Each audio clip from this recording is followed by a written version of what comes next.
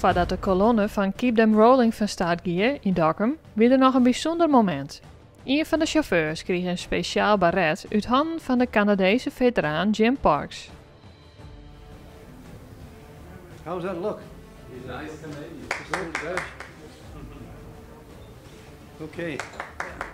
Now he's in full uniform. Ik kwam hem in 2015 al in, toen we het in de Arends tuin in Ljouwert. Toen hebben we een hele mooie week gehad met Jim oeroren en ik de oren veteranen. En Jim had al gezegd toen van, hey, hij is mijn pak gewoon.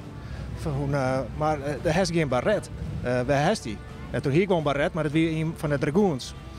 De Royal Canadian Dragoons. Die hadden Ljouwert echt bevrijden. Maar deze, de Royal Winnipeg Rifles, dat is het regiment van Jim Parks.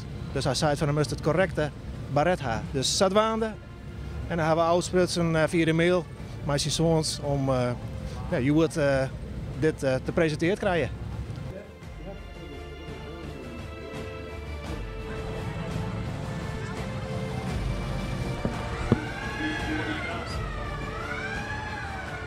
We maaien rijden.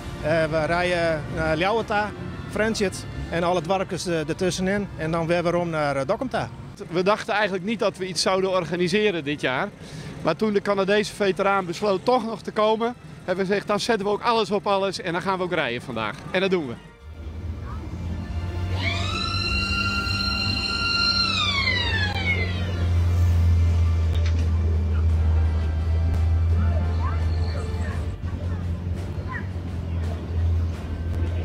Prachtig en het is een hele mooie kolonne.